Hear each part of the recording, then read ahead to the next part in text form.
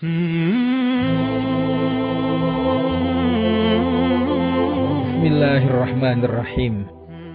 Resiko tidak memaafkan. Bila ular berbisa menggigitmu sesaat saja, racunnya berhari-hari bahkan berbulan-bulan bercokol di badan. Menggigitnya hanya sesaat, namun deritanya begitu panjang. Kenapa? Karena kita biarkan racunnya bersemayam dalam diri. Padahal bila langsung dikeluarkan racunnya sesaat setelah digigit, dirimu terbebas dari derita berkepanjangan itu.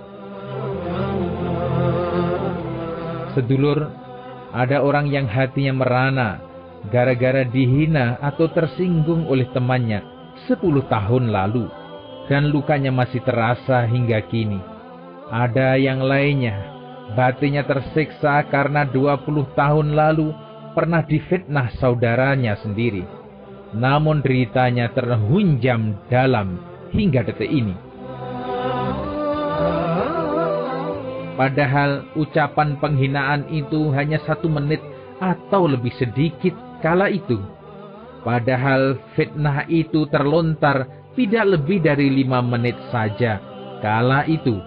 Lalu, mengapa mesti bertahun-tahun racun ucapan orang itu begitu lama Anda biarkan menggerogoti usiamu, bahagiamu?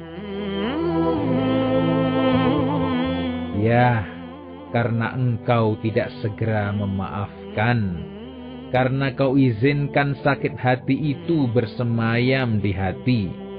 Si ular setelah menggigit lantas pergi melanjutkan hidupnya dan tidak lagi peduli denganmu. Mengapa dirimu begitu memikirkannya hingga sekian lama? Orang yang sulit memaafkan, pertanda hatinya kotor, wajib ditazkiyah, disucikan kembali. Bila hatimu kecil, sempit, lalu datang kesalahan yang besar dan lebih besar dari hatimu, maka dirimu pasti goyah, panik, berontak dan mencari banyak pembelaan. Namun bila hatimu lapang dan besar, maka kesalahan yang datang padamu mengecil dan tidak berpengaruh berarti bagi hatimu. Bahkan kamu telah memaafkan kesalahan siapapun sebelum dia berbuat salah sekalipun.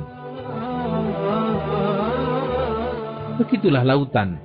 Sebanyak apapun najis, kotoran yang dibuang padanya, air laut tetap suci dan mensucikan. Thahirun mutahhirun. Saat dirimu disalahi, lihatlah reaksi hatimu. Bila panik, dendam, dan benci menunjukkan kerdilnya hatimu, maka keluasan hati seorang mukmin yang ditandai salah satunya dengan mudah memaafkan itu diganjari Allah dengan luasnya surga seluas langit bumi.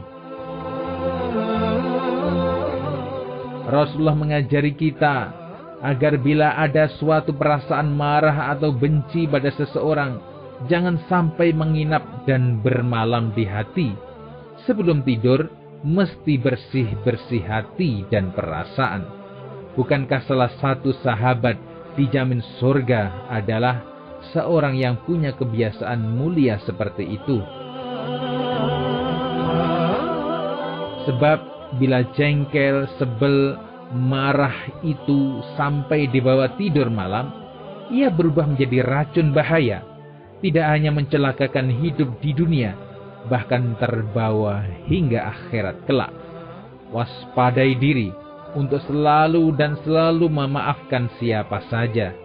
Terus dan terus membersihkan hati dari kedegilannya. Sebagaimana kita telaten mencuci pakaian, juga perabot yang selalu kotor lagi, semestinya lah kita lebih rajin membersihkan hati lagi dan lagi dari debu-debu kehidupan dan polusi ucapan juga pergaulan. Hanya hati yang bening dan sehatlah yang bakal disambut Allah dan diizinkan memasuki surganya.